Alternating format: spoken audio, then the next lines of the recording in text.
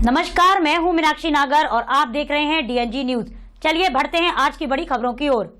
स्वास्थ्य ही इंसान का सबसे बड़ा धन होता है, लेकिन जब इंसान का स्वास्थ्य खराब होता है तो उसे जरूरत पड़ती है दवाइयों की। लेकिन जब दवाइयों से काम नहीं चलता है तो फिर कुछ बीमारियों में सर्जरी ही एकमात्र सहारा होती है।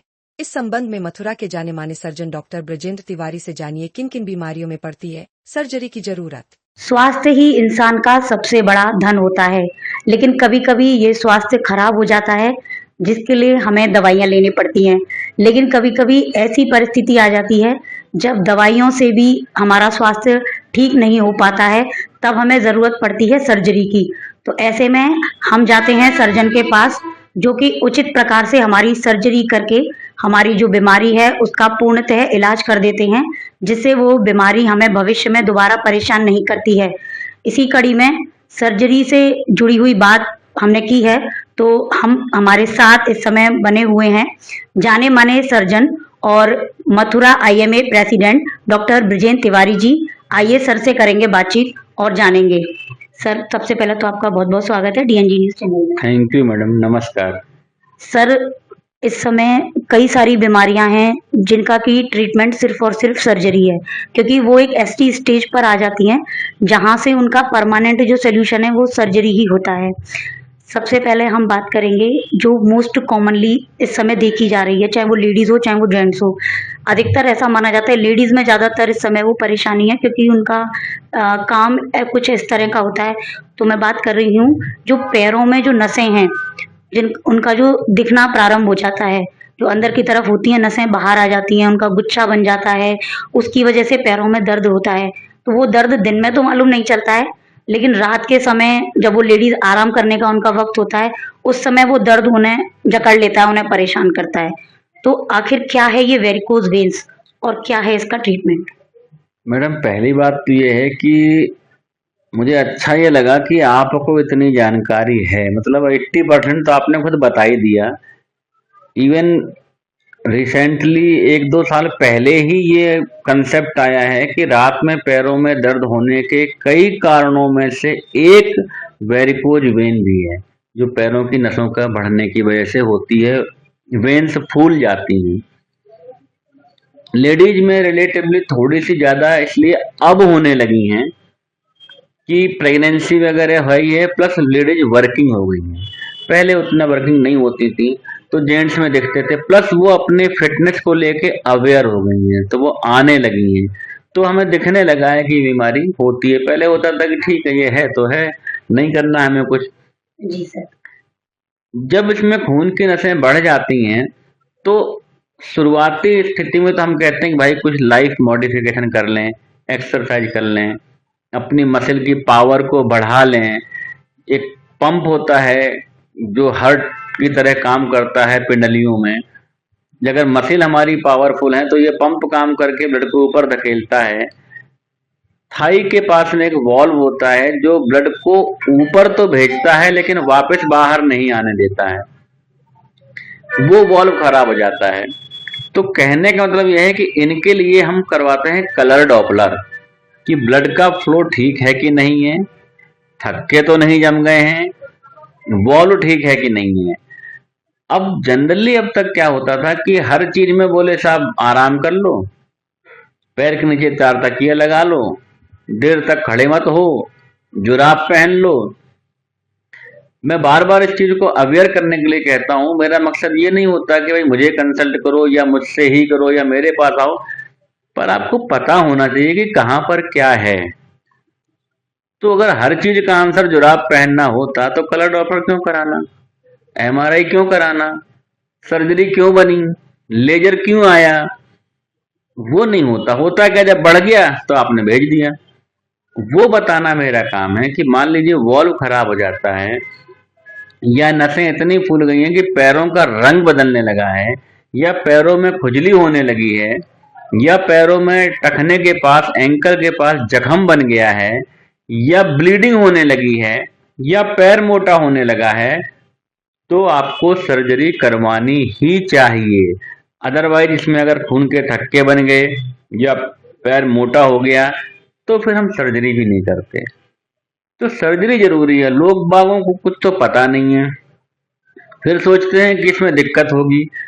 एक इतना सा मतलब आधे सेंटीमीटर के आसपास का चीरा टखने के पास में लगता है, कोई कहीं चीरा नहीं लगता, कोई ब्लड लॉस नहीं होता, दर्द नहीं होता, नेक्स्ट डे छुट्टी हो जाती है। एक दिन भी इसलिए रखते हैं कि बेहोशी मरीज रहता है इसलिए, नहीं तो वो भी नहीं रखें।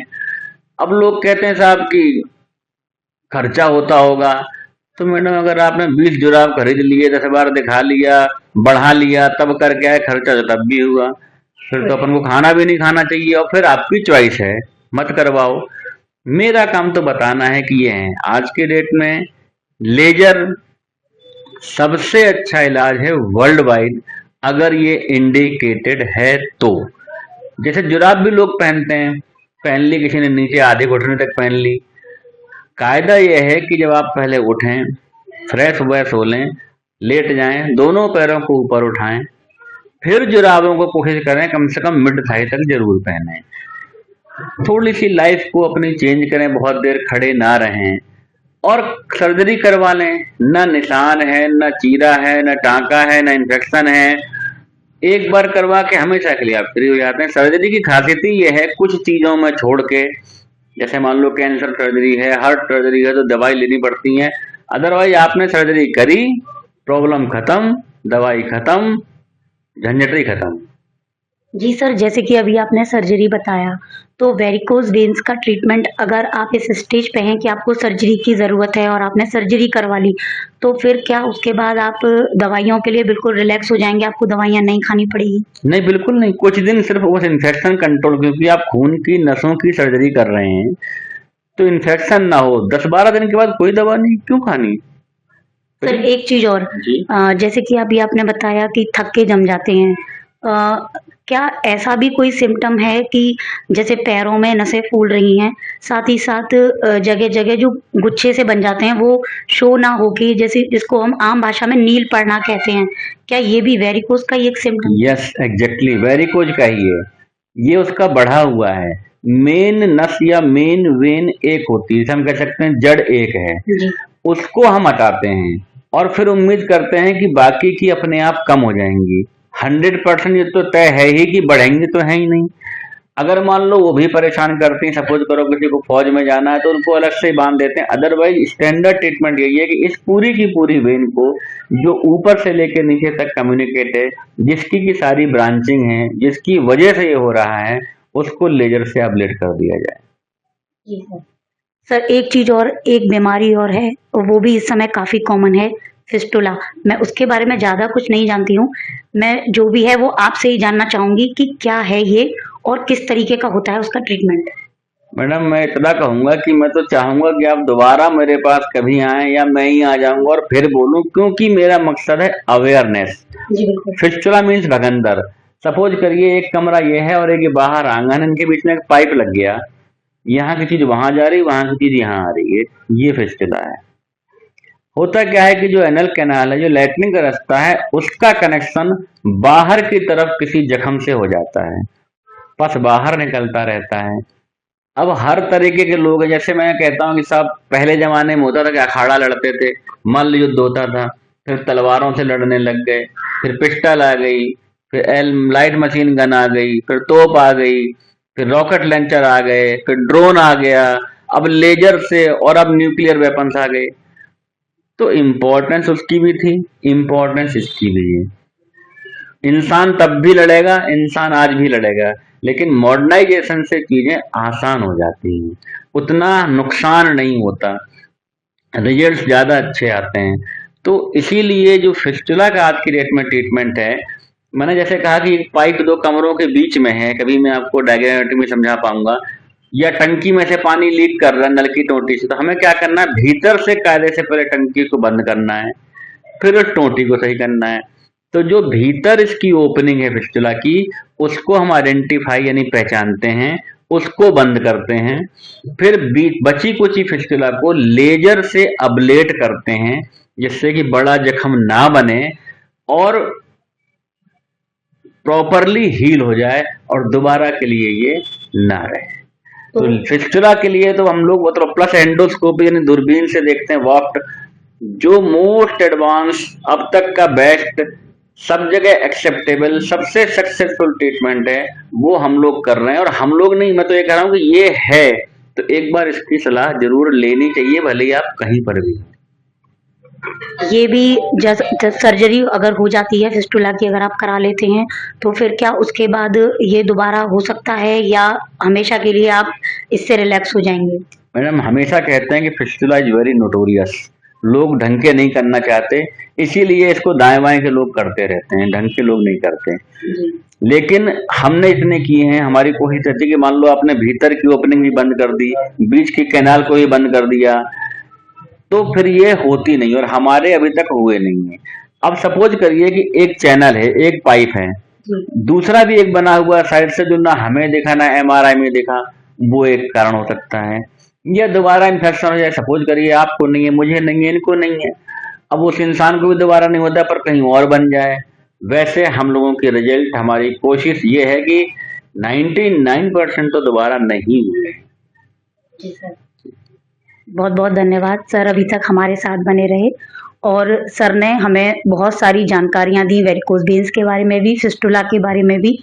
फिस्टुला एक ऐसी प्रॉब्लम है जो कि एनल, जो हमारा मल मार्ग जो होता है, मल द्वार जिसको कहते हैं, लेटरिन का जो रास्ता है, वहाँ से मवाद निकलना जो होता है, ये फिस्टुला नामक बीमारी होती है। उसका सॉल्यूशन सर कह रहे हैं जब टेस्ट होता है उसके बाद पता चलता है। और अगर आप सर्जरी करवाते हैं, अगर सर्जरी ठीक प्रकार से होती है, उचित प्रकार से सर्जरी हो जाती है, तो आपको दोबारा सर्जरी या किसी भी दवाई की आवश्यकता नहीं पड़ती। ऐसा ही same to same varicose veins में भी है। तो अगर आप इन दोनों में से किसी भी बीमारी से जूझ रहे हैं, या आपको ऐसा लगता है कि आपके पैरों की नसें बाहर दिखने लगी हैं, आपके पैरों में दर्द रहता है, आपके पैरों का कलर लगातार चेंज हो रहा है, तो आप बिल्कुल भी देरी ना करें, आपके आसपास जो भी अच्छे सर्जन हैं उनके पास जाएं और वेल सर्टिफाइड डॉक्टर से ही आप उचित परामर्श लें, उन्हीं को दिखाएं, उन्हीं के साथ कंसल्ट करें, जिससे आपकी प्रॉब्लम का आपको उचित सोल्यूशन मिल सके। सर ने भी यही बोला है कि सही डॉक्टर, सही सर्जन के पास जाना और अपनी बीमारी की सही पहचान करवाना ये जरूरी है। ऐसा जरूरी नहीं है कि आप जो भी, मतलब कोई भी डॉक्टर जो आपको बता रहा है कि आप उसी के पास जाएं, जो भी आपको लगता है आपके पास हैं, वेल सर्टिफाइड हैं, उनके पास जाके आप अपनी इन बीमारियों का परामर्श ले सकते हैं। उचित उपचार करवा करके आप इन बीमारियों से हमेशा के लिए छुटकारा पा सकते हैं। सर्जरी कोई डरने वाली बात नहीं है। सर ने भी अभी बताया, वेरिकोज वेन्स के ट्रीटमेंट के दौरान सर ने बताया, बहुत ही माइनर सा, बहुत छोटा सा चीरा लगता है, कोई उसमें दर्द नहीं होता, कोई पेन नहीं होता, कोई ब्लड लॉस भी नहीं होता। बावजूद इसके लोग नहीं चाहते हैं, लेकिन कुछ चीजें ऐसी हैं, जब हमारे लाइफ स्टाइल चेंज हो रहा है, जब हम बाकी की चीजों को अपनी लाइफ स्टाइल में शामिल कर रहे हैं, तो फिर सर्जरी क्यों नहीं।